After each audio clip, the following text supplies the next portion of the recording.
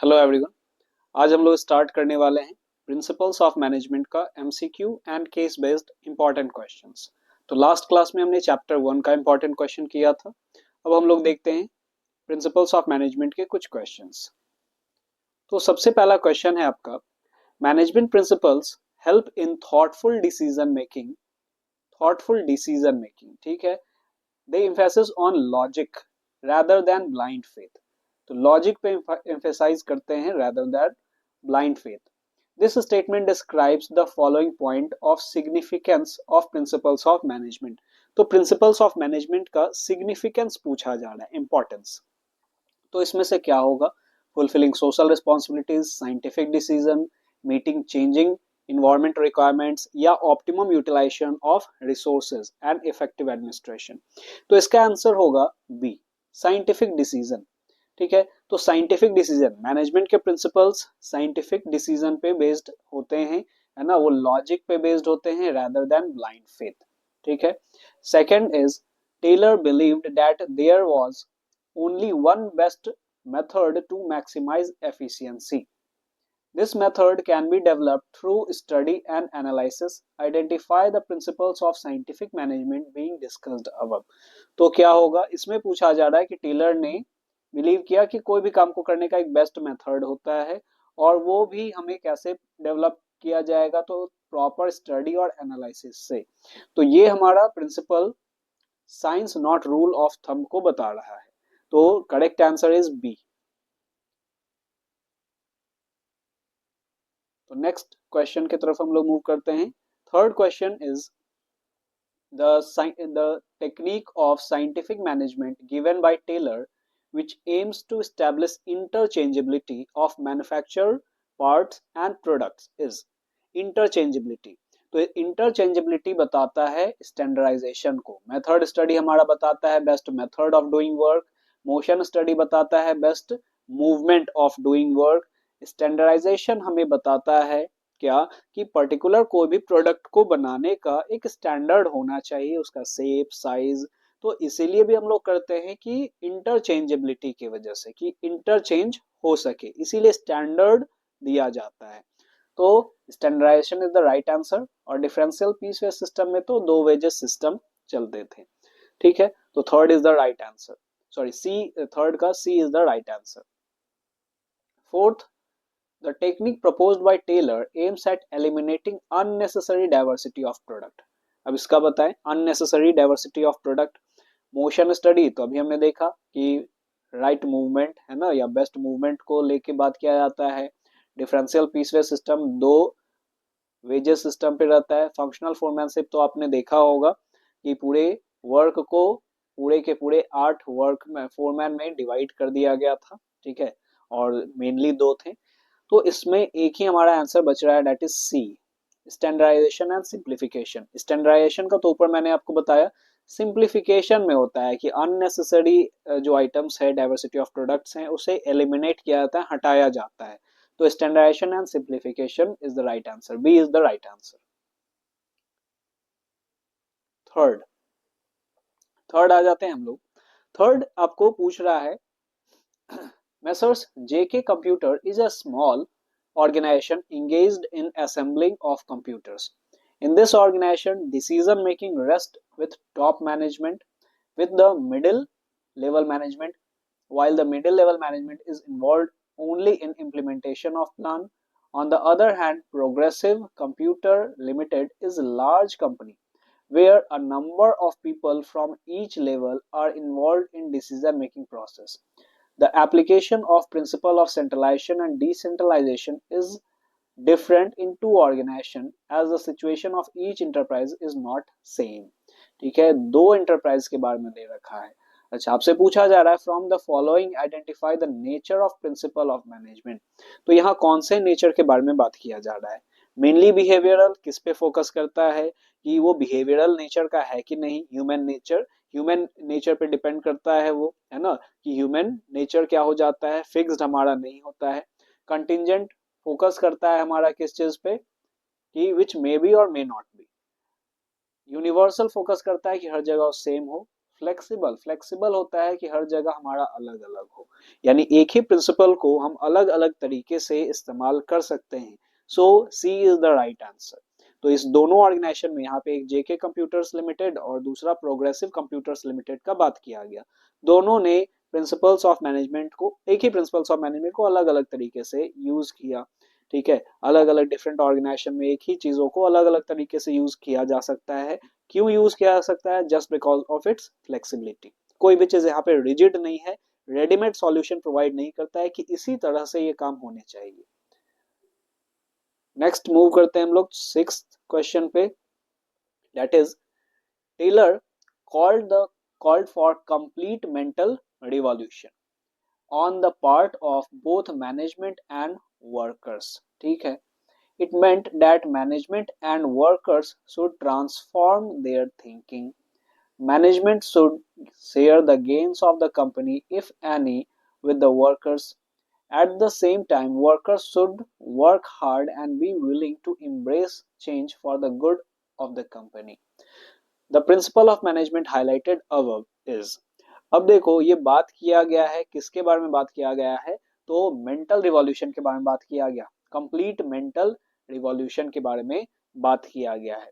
तो अब यहाँ पे अगर आप देखते हैं कंप्लीट मेंटल रिवॉल्यूशन, तो आप देखो टेलर ने 4 प्रिंसिपल्स ऑफ मैनेजमेंट दिए थे। तो 4 प्रिंसिपल्स में क्या क्या था? पहला अब देखो यहाँ चारों प्रिंसिपल्स दे रखे हैं, science not rule of thumb, cooperation not individualism, harmony not discord, development of each and every person to his her greatest efficiency and prosperity. तो चारों को थोड़ा हम लोग डिस्कस कर लेते हैं। आंसर तो इसका क्या होगा वो हम लोग अभी देखते हैं। Science not rule of thumb focus करता है किस चीजों पे? तो science not rule of thumb focus करता है हमारा कि कोई भी काम को करने का एक बेस्ट तरीका होता है, तो साइंटिफिकली एनालिसिस करके हमें वो चीजें पता करनी चाहिए। कोऑपरेशन नॉट इंडिविजुअलिज्म, इससे पहले आता है हार्मनी नॉट डिस्कॉर्ड, कि ऑर्गेनाइजेशन में हार्मनी होना चाहिए, डिस्कॉर्ड नहीं होना चाहिए, अनबन नहीं होना चाहिए। तो इसमें इसी में क्या बोला जाता है? हार्मनी नॉट डिस्कॉर्ड में ही मेंटल रिवॉल्यूशन का जिक्र भी किया गया है। तो मेंटल रिवॉल्यूशन में बोला जाता है कि जो भी मैनेजमेंट है और वर्कर्स हैं, दोनों एक दूसरे को ये आभास होना चाहिए, रियलाइज होना चाहिए कि दोनों एक दूसरे के लिए इंपॉर्टेंट है। तो कंप्लीट मेंटल रिवॉल्यूशन दोनों में आना चाहिए, दोनों का जो थॉट प्रोसेस है वो चेंज होना चाहिए एक दूसरे के प्रति। तो harmony not discord is the right answer. Cooperation not individualism is the extension of harmony not discord. और development of each and every person to his her greatest efficiency and prosperity में बताया जाता है कि हर पर्सन का क्या होना चाहिए? डेवलपमेंट होना चाहिए।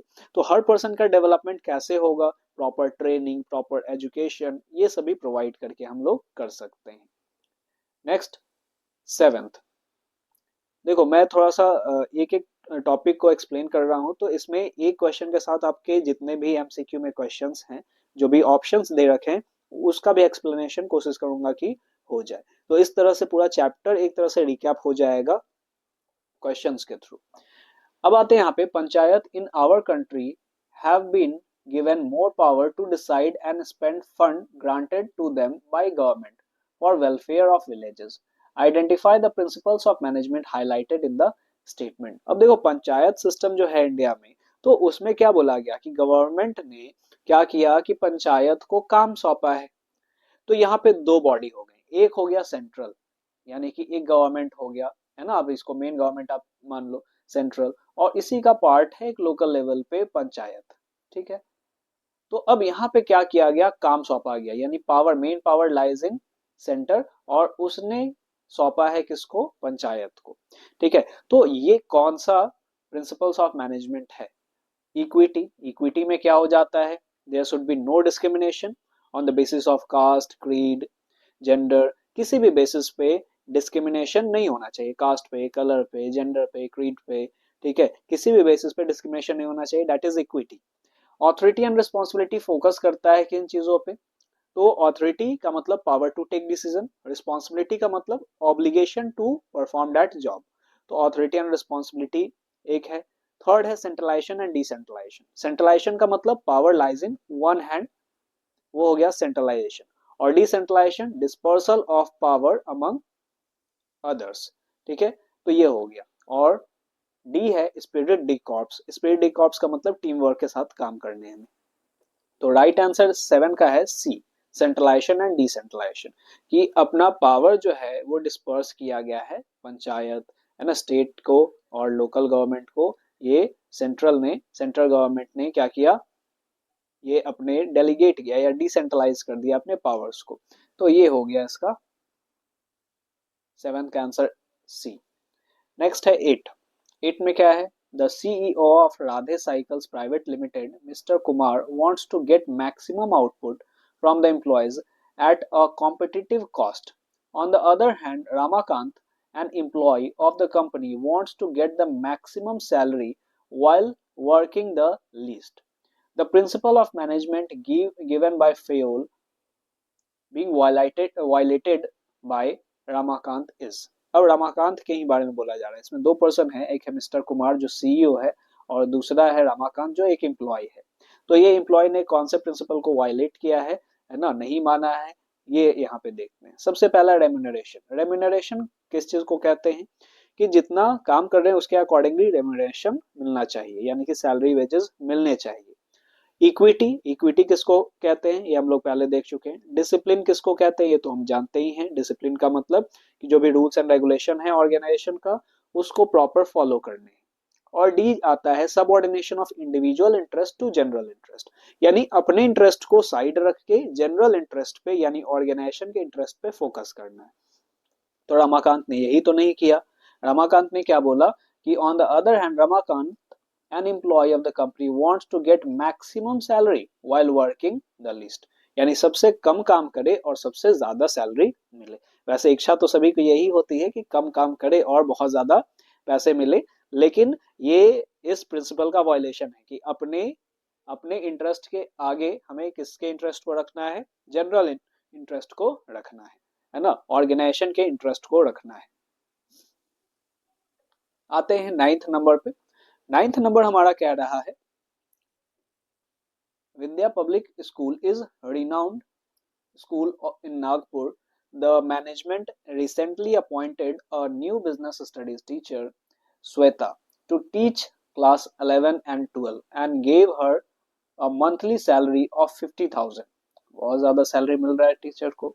नेक्स्ट है Shweta is not satisfied with it, and said the salary is not just an equitable as per the amount of work required to be done by the business studies teacher, है ना। तो बहुत अच्छा demand है ना। तो यहाँ पे श्वेता ने क्या क्या कहा कि जो इन्हें सैलरी मिल रहा है 50,000 का, जो कि काफी ज्यादा मेरे एंगल से है, बट हो सकता है कि ज्यादा ना हो, तो इनके एंगल से है कि ये सेटिस्फाइड नहीं है और इनका कहना है कि जितना अमाउंट ऑफ एफर्ट मैं डाल रही हूँ या जितना पढ़ा रही हूँ तो उसके अकॉर्डिंगली एक बिजनेस स्टडीज टीचर को नहीं मिल रहा है। तो पहली बार मुझे पता चला कितना भी हो सकता है सैलरी बिजनेस स्टडीज टीचर का। तो other school in the city are paying 70,000, अच्छी बात है, other school in the city are paying 70,000 to their teachers teaching classes 11th and 12th। तो 11th और 12th पढ़ाने के लिए 70,000 यहाँ पे टीचर्स को दिया जा रहा है दूसरे स्टेट में, ठीक है। तो name the principle of management that has been violated by Vidya public school. अब देखो विद्या पब्लिक स्कूल ने क्या वायलेट किया कि अगर दूसरे स्टेट में अगर ये दिया जा रहा है तब तो ये सही बात है, इनका डिमांड करना सही है कि 50,000 में काम नहीं चलने वाला है, मुझे ज्यादा पेमेंट चाहिए। तो अब कौन सा प्रिंसिपल, यहाँ पे तो सैलरी का डायरेक्ट बात हो रहा है, तो डायरेक्ट हमारा आंसर क्या हो जाएगा, रेम्यूनरेशन ऑफ एम्प्लॉयज, ठीक है। कि वो वायलेट किया गया कि जितना रेम्यूनरेशन ऑफ एम्प्लॉय का मतलब क्या हो जाता है, जितना जो पर्सन काम कर रहे हैं उनके अकॉर्डिंगली, काम के अकॉर्डिंगली पेमेंट होने चाहिए, और जो प्रिवेलिंग वेज रेट है या प्रिवेलिंग सैलरी रेट जो है उसके अकॉर्डिंगली। तो यहाँ पे अदर स्टेट में जो दिए जा रहे हैं और यहाँ पे नहीं दिए जा रहे हैं, तो इनका डिमांड इसको लेके ही था, मतलब अदर सिटी को लेके, सिटी को बोला गया, ठीक है। नेक्स्ट है when a superior does not fulfill the promise to raise the salary wages of worker on achievement of target effectively and efficiently। तो क्या बोला गया कि when a superior does not fulfill the promise to raise the salary wages of worker on achievement of target effectively and efficiently। अब कौन सा यहाँ पे प्रिंसिपल वायलेट हुआ, ये बताओ आप, कौन सा प्रिंसिपल वायलेट हो जाएगा। तो अब अपने बातों को बोल के और नहीं मानना, ये हो जाता है क्या, डिसिप्लिन नहीं फॉलो करना। ठीक है, लग रहा है रेम्यूनरेशन यहाँ पे आंसर, लेकिन यहाँ पे आंसर, करेक्ट आंसर होगा प्रिंसिपल ऑफ डिसिप्लिन, कि जब सुपीरियर ने कुछ प्रॉमिस किया है, यानी कि ऊपर से ऑर्डर आया, और वो भी ऑर्डर अगर प्रॉपर नहीं हो, क्योंकि इन्होंने अचीव किया है टारगेट और बोला गया था, और फिर नहीं दिया जा रहा, तो अपनी बातों से ये मुकर गए। ठीक है, रेम्यूनरेशन ऑफ एम्प्लॉयज में है कि कम दिया जा रहा है, ठीक है, कम दिया जा रहा है और जो भी चीजें हैं यहाँ पे, लेकिन यहाँ पे प्रॉमिस करके जब नहीं निभाया जा रहा है तो वो हो गया डिसिप्लिन। तो डिसिप्लिन में रहना चाहिए लोगों को, कि जो भी प्रॉमिसेस करे उसको जरूर निभाए। नेक्स्ट आते हैं 11th, the principle of management given by FAOL which aims at preventing overlapping of activities। तो कौन सा यहाँ पे प्रिंसिपल है जो फेल के द्वारा दिया गया है, जो हमें ओवरलैपिंग ऑफ एक्टिविटीज, यानी एक दो काम हमारा छूट जाए, है ना, तो ऐसे एक्टिविटीज से बचने का क्या उपाय फेल ने दिया है। पहला है डिवीजन ऑफ वर्क ऑप्शन में। डिवीजन ऑफ वर्क का मतलब क्या हो जाता है, कि वर्क को छोटे छोटे पार्ट्स में बांट देना। ठीक है, वर्क को छोटे छोटे पार्ट्स में बांट देना, और हर एक काम को स्पेशलाइज्ड पर्सन को देना, या जिसका एरिया ऑफ इंटरेस्ट उससे रिलेटेड है उसको काम सौंपना। ठीक है, डिवीजन ऑफ वर्क ये कहता है। यूनिटी ऑफ कमांड क्या कहता है, यूनिटी ऑफ कमांड कहता है कि there should be one superior of employees, तो एक सुपीरियर से ऑर्डर मिलने चाहिए, यानी कि बंच ऑफ एम्प्लॉयज जो हैं उन्हें एक सुपीरियर से ऑर्डर इंस्ट्रक्शंस ये मिलने चाहिए। ठीक है, मल्टीपल वहां पे सुपीरियर हेड नहीं होंगे, नहीं होने चाहिए, ये यूनिटी ऑफ कमांड कहता है। यूनिटी ऑफ डायरेक्शन कहता है वन हेड वन प्लान, कि अगर एक प्लान है तो उसका एक हेड होना चाहिए। नेक्स्ट है ऑर्डर। ऑर्डर का मतलब यहाँ पे हो जाता है कि ऑर्गेनाइजेशन में जितने भी एम्प्लॉयज हो गए या कोई फिजिकल आइटम्स हैं, तो उन दोनों का, यानी कि एक मटेरियल ऑर्डर और एक सोशल ऑर्डर होता है, तो चाहे मटेरियल रहे चाहे ह्यूमन लोग रहे, तो दोनों का एक अपना प्लेस होना चाहिए जहां पे वो काम कर सके, या जो टूल्स वगैरह है उसका एक सर्टेन प्लेस होना चाहिए, तो ऑर्डर ये होता है। तो अब आप बताएं कि ये चारों में से कौन सा होगा। तो A is the right answer, division of work. Division of work अगर हम कर देंगे, काम को हम बांट देंगे कि अच्छा ये काम तुम कर लेना, ये काम तुम कर लेना, ये काम तुम कर लेना, तो अब कोई काम छूटेगा नहीं। ठीक है, नहीं तो सब ये शौक में ही, सरप्राइज में ही रहेंगे कि अब कौन क्या काम करेगा, कोई एक ही काम को दो बार कर ले रहा है और कोई काम छूट ही जा रहा है, इसीलिए सबको काम सौंप ही दिया जाए। नेक्स्ट है ट्वेल्थ। ट्वेल्थ हमारा आ रहा है कि Sangeeta visited smile dental clinic for treatment of toothache. She observed that the receptionist was seated at the reception desk, the place fixed for her. ठीक है, dental instruments were laid neatly and dental instrument trays and the used instrument were placed in a sterilization area. There was a fixed place for everything and it was present there. There was no hindrance in the work of the dentist and he was working with the maximum efficiency. The principle of management followed at the Smile Dental Clinic was, वो अभी मैंने अभी just पढ़ाया, तो इसका अगर आपने ध्यान से सुना तो इसका आंसर आप सी ही करोगे, ऑर्डर। हर एक चीज का अपना अपना जगह होना चाहिए, तो यहाँ पे बोला गया कि रिसेप्शन का एक अपना जगह है बैठने का, इंस्ट्रूमेंट का अपना एक एरिया है रखने का, सब कुछ का एरिया, तो ये ऑर्डर हो गया। नेक्स्ट आ जाते हैं 13 नंबर पे।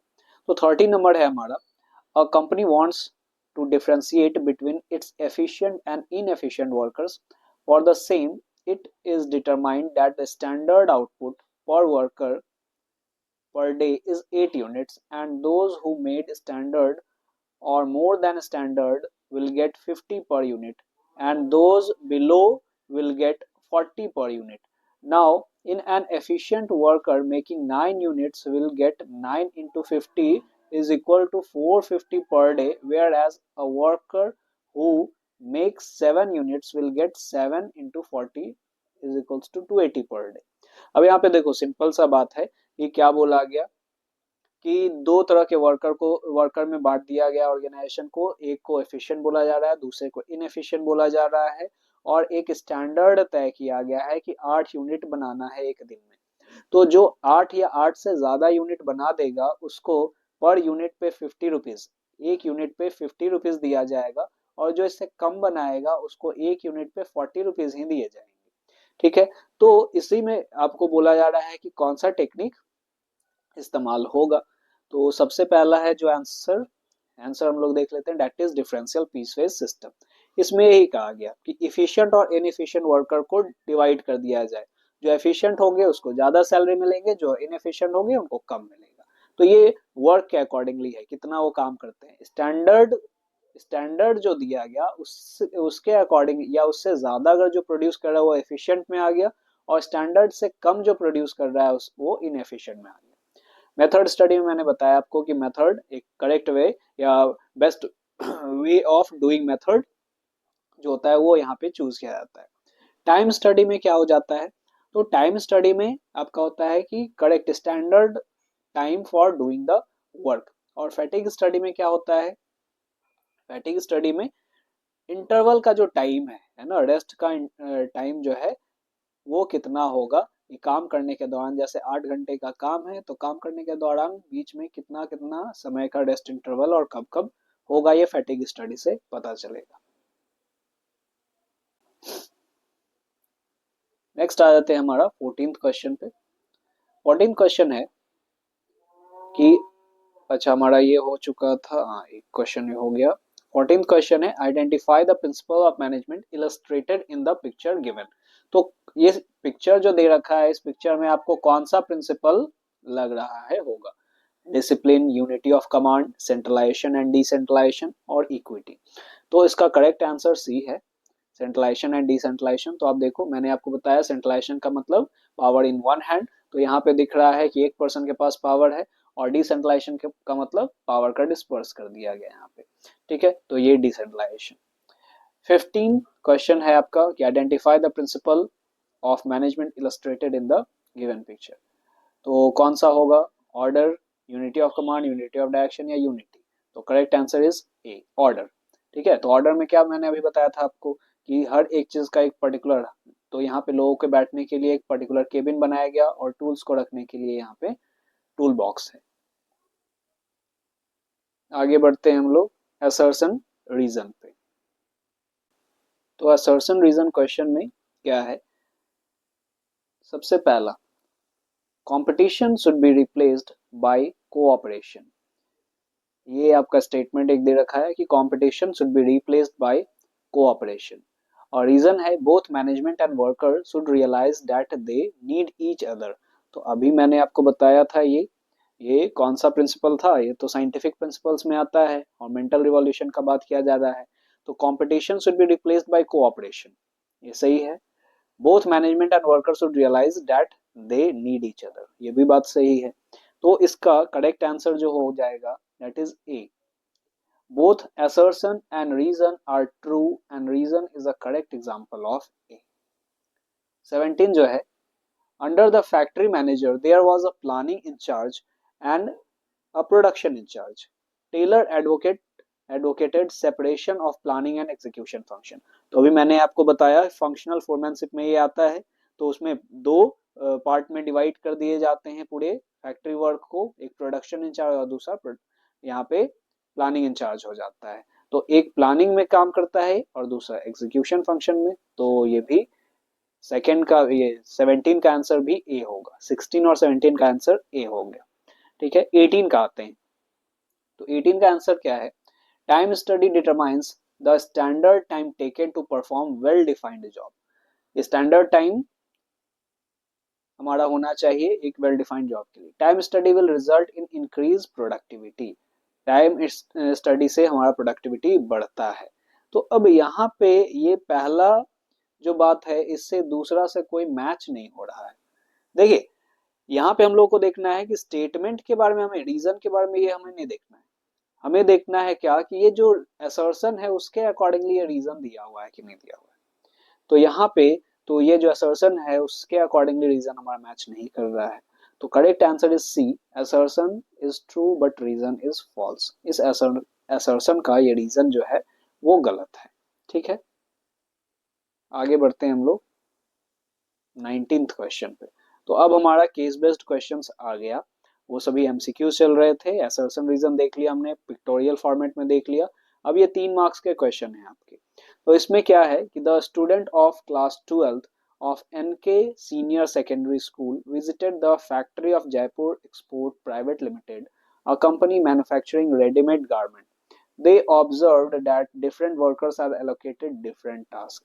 ठीक है, different workers are allocated different tasks like cutting the fabric and as per specification, stitching dresses, putting buttons, ironing the finished dresses, packing them and putting labels. ठीक है, the chief executive officer told the students that the efficient result in efficient and effective output. ठीक है, they also observed that orderliness in the factory, as there was a fixed place for everything and it was present there.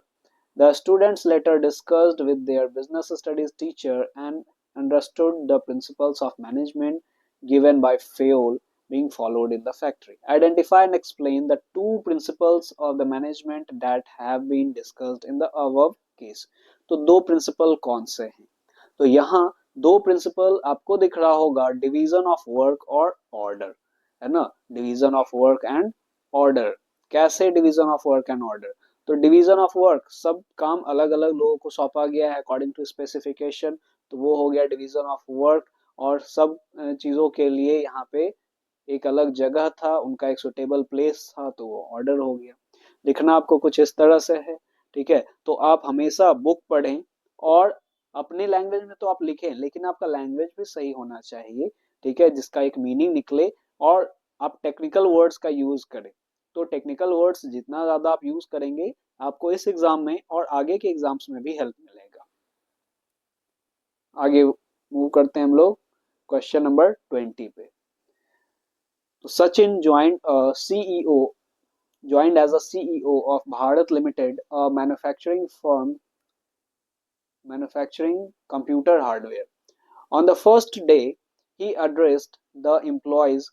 He said that he believed that a good company should have an employee suggestion system. ठीक है, education यहाँ पे ये इसने क्या कहा कि employee suggestion system होना चाहिए एक अच्छी कंपनी में, and he wished to minimize employee turnover to maintain organizational efficiency, कि लोगों को बार बार निकाला ना जाए।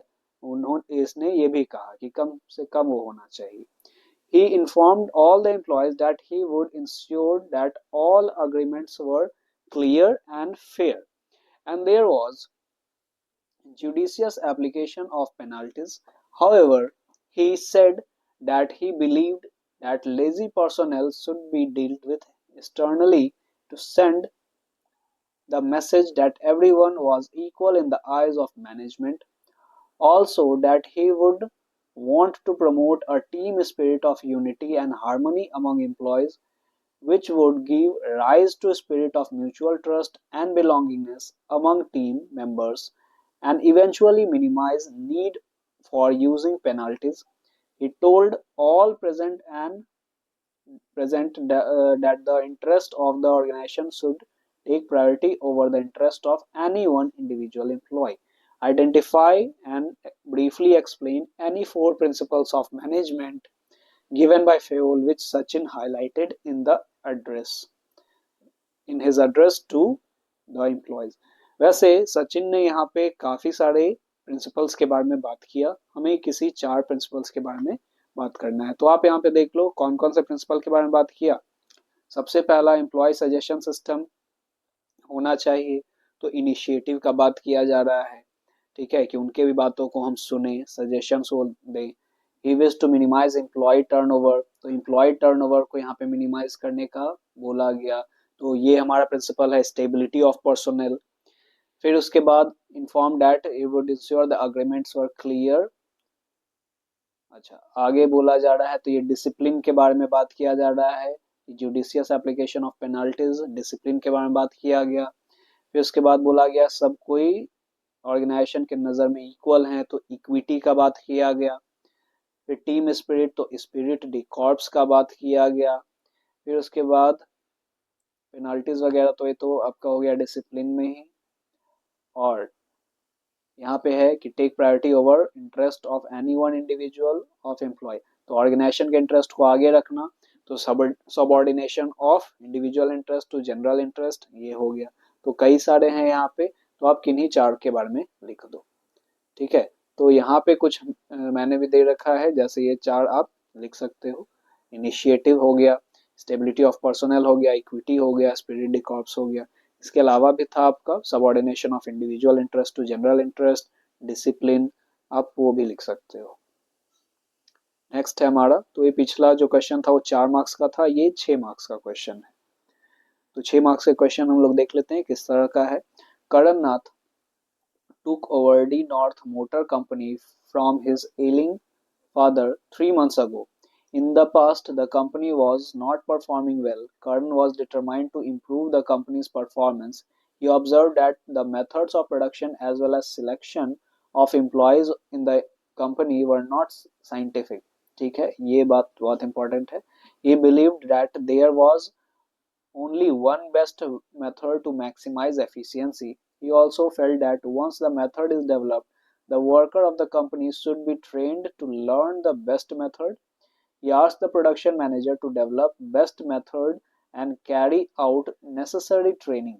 The production manager developed this method using several parameters, right from deciding the sequence of operations, place for men, machines, and raw materials till the delivery of the product of the customer. This method was implemented throughout the organization.